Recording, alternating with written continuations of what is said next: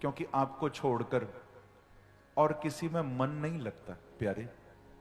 कि त्रिभुवन कमनम तमाल वर्णम रविकर गौर वरम वरम दधाने। कितना प्यारा स्वरूप है प्रभु आपका। त्रिभुवन कमनम, तीनों लोकों में जिनसे ज्यादा कोई सुंदर नहीं है। त्रिभुवन कमनम। और तभी तो मुझे कहना पड़ता है भैया, हरि से नैन मिलाकर देखो। अरे ये धोखा भी खाकर देखो, हरि से नैन मिलाकर देखो, ये धोखा भी खाकर देखो। सबसे सुंदर है बांके बिहारी, तुम जरा वृंदावन जाकर देखो ना एक बार। भीष्म पितामह एक और बात याद कराते हैं, कहते हैं गोविंद आप भूले तो नहीं कि स्वनिगम अपहाय मत प्रतिज्ञा मृतमधिकर तुम अवप्लुतो रथस्थ धृतरथ चरणो भया चलद गो हरिरिवहं तुमिवं गतोत्तरीय। हे प्रभु आप भूले तो नहीं। महाभारत युद्ध में भीष्म पितामह कहते हैं गोविंद आपने मेरी प्रतिज्ञा को पूरा करने के लिए अपनी प्रतिज्ञा को तोड़ दिया था। शास्त्र तो यही कहते हैं भैया, बांके बिहारी तो दो को ही प्राप्त होते हैं, जो उनको गाने लग जाए उसको मिल जाते हैं, या जो उनके लिए रोने लग जाए तो आंसुओं की धार में गोविंद बहते हुए आ जाते हैं।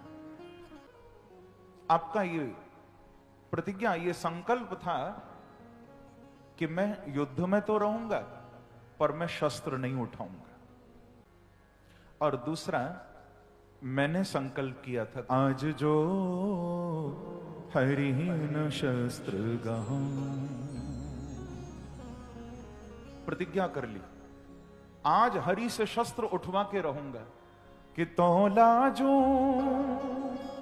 गंगा जननी को मैं शांतनु सुत न कहूं, आज जो हरिहीन शस्त्र गहूं। यदि कृष्ण ने शस्त्र नहीं उठाया तो कल पांडवों को मार डालूंगा, छोड़ूंगा नहीं। ये सुनकर बांके बिहारी मुस्कुराने लगे। अच्छा बाबा ने ऐसा संकल्प कर लिया, कोई बात नहीं। शायद उनको यही पता है कि मेरा संकल्प हुआ है कि मैं शस्त्र नहीं उठाऊंगा, पर भीष्म जी को मेरा दूसरा संकल्प नहीं पता। दूसरा संकल्प क्या है? बोले जो मेरे चरणों में आ जाता है ऐसे मेरे भक्त का कोई विनाश नहीं कर सकता है। कैसे उन्होंने प्रतिज्ञा कर ली कि पांडवों को मारेंगे? अभी मैं ठीक करता हूं। और महाराज अद्भुत प्रसंग है। उसी समय द्रौपदी के पास पहुंचे। अब कृष्ण कह रहे हैं बहन लगता है तुम विधवा होने वाली हो। द्रौपदी खिलखिलाकर हंसने लगी। द्रौपदी बोली कि प्रभु किसी और को आप ये बात कहना, किसी और को डराना, पर जिसका जीना मरना तुम्हारे हवाले है उसको चिंता करने की क्या जरूरत है? जब आप बैठे हुए हो तो मैं क्यों चिंता करूं प्रभु। सुबह 4 बजे का समय है। भगवान द्रौपदी को लेकर भीष्म पितामह की ओर जाने लगे। सुबह 4 बजे दुर्योधन की पत्नी इसी समय भीष्म पितामह का आशीर्वाद लेने आती थी। अंधेरा ही अंधेरा। रास्ते में ना द्रौपदी की चप्पल आवाज करने लगी। प्रभु ने द्रौपदी को कहा कि बहन अब हम हमारे पांडवों के शिविर के पास नहीं हैं, हम शत्रुओं के शिविर की ओर जा रहे, और तुम्हारी चप्पल इतनी आवाज करती हैं। तो भगवान ने तुरंत द्रौपदी को हाथ जोड़कर चप्पल उतरवा ली। अब चप्पल उतारें तो चप्पल जाएं कहां? तो बांके बिहारी ने वो चप्पल उठाकर ना अपनी काली कामर में लपेट ली। प्रभु ने हाथों में लेकर द्रौपदी की चप्पल को चलने लगे पीछे पीछे। भीष्म जी के शिविर के सामने जब आए,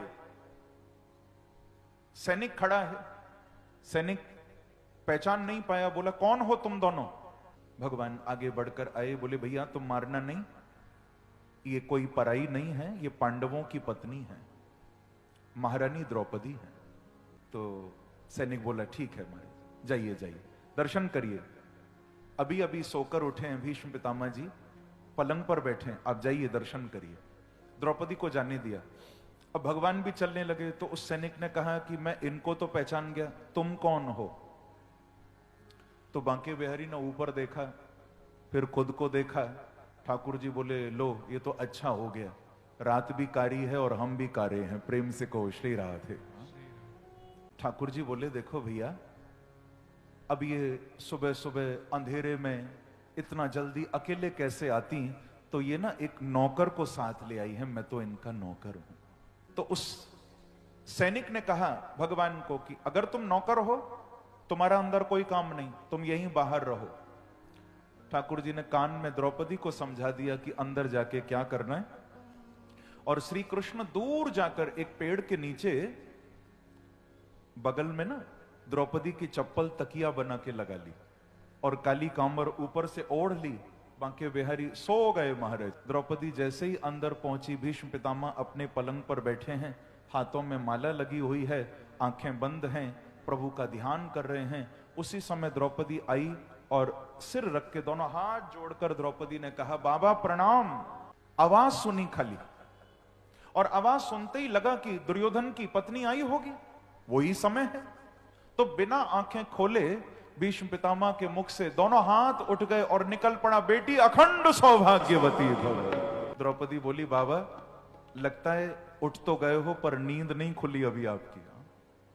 कहते हो अखंड सौभाग्यवती भव, अरे कल तो आपने कहा है कि आज पांडवों को मार डालोगे और अब बोलते हो अखंड सौभाग्यवती भव। ये दोनों बातें कैसे पूरी होंगी महाराज? जो ये कहा तो सुनते ही वचन द्रौपदी के हाथों से माला छूट गई। सुनते ही वचन द्रौपदी के हाथों से माला छूट गई। प्रभु के चरणों में लगी हुई वो अटूट समाधि टूट गई। जो सुना कि ये द्रौपदी आई है, एक और माला गई है महाराज, दूसरी ओर भीष्म पितामह उठकर खड़े हो गए, पलंग से कूद पड़े। बेटी द्रौपदी तू कैसे आ गई यहां? ये तेरे आने का टाइम तो है ही नहीं, तू कहां से आ गई? द्रौपदी बोली मैं अपने आप नहीं आई, कोई लाया है मुझे। भीष्म पितामह बोले कौन लेकर आया? बोले बांके बिहारी लेकर आए। जो ऐसा सुना भीष्म पितामह की आंखों में आंसू आ गए और बोले बेटी भक्तों का इतना ख्याल रखने वाला बांके बिहारी के सिवा कोई हो भी नहीं सकता, वो ही ला सकते हैं। बोलो भक्त वत्सल भगवान की जय जय श्री राम।